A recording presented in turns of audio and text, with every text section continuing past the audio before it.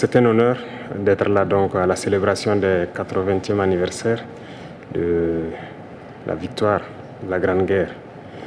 Et je tenais donc à vous féliciter et vous remercier donc pour cette invitation qui est un symbole pour nous.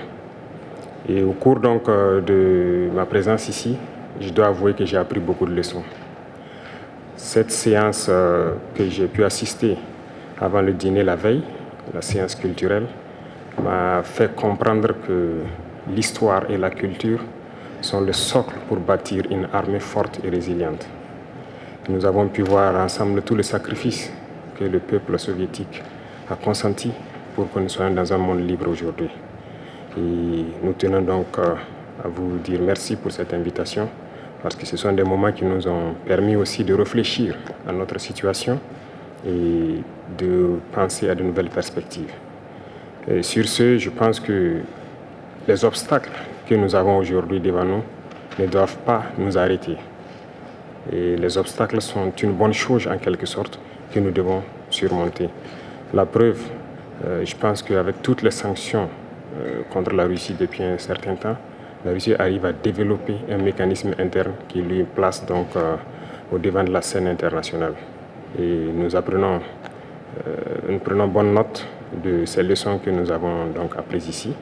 Et même au niveau de la parade, je tiens à dire que j'ai été émerveillé de voir l'enchaînement donc des engins qui ont défilé devant nous, notamment depuis le char mythique T-34 qui a gagné donc lors de la Grande Guerre, jusqu'aujourd'hui au char moderne. Combien donc l'armée russe s'est modernisée, combien la technologie donc a participé à renforcer cette armée. Et dans ce cadre, nous souhaitons que la coopération que nous avons puisse se renforcer de façon exponentielle. Je vous remercie déjà pour tout ce qui est fait pour nous, notamment ces bourses d'études qui sont octroyées au Burkina et qui vont s'accroître. Et ce matin, j'ai visité donc l'université de chimie et je disais que le volet sur lequel nous allons axer après la défense et la sécurité, c'est le volet de l'éducation. C'est ce volet qui nous intéresse le plus, notamment les sciences.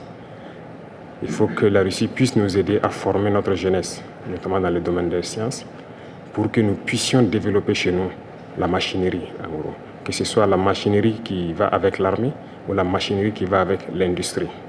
Parce que c'est à ce seul prix que nous pourrons nous développer au sein de l'Afrique. La guerre qui nous est imposée aujourd'hui, nous pensons que ce n'est qu'une manifestation aussi du nazisme. Parce que le terrorisme qui est là aujourd'hui n'est pas du terrorisme, c'est de l'impérialisme. Ce sont nos terres qui intéressent ceux qui nous combattent. Et donc, finir avec cette guerre, avoir une armée forte et lancer le développement de notre patrie, telle est l'essence donc de notre combat. Et nous comptons sur vous pour surtout former nos cadres. Parce que la coopération, telle qu'on le dit, très souvent en Afrique, on aime avoir beaucoup de demandes. Nous savons que vous êtes dans une opération militaire spéciale. Nous comprenons tous les défis qu'il y a.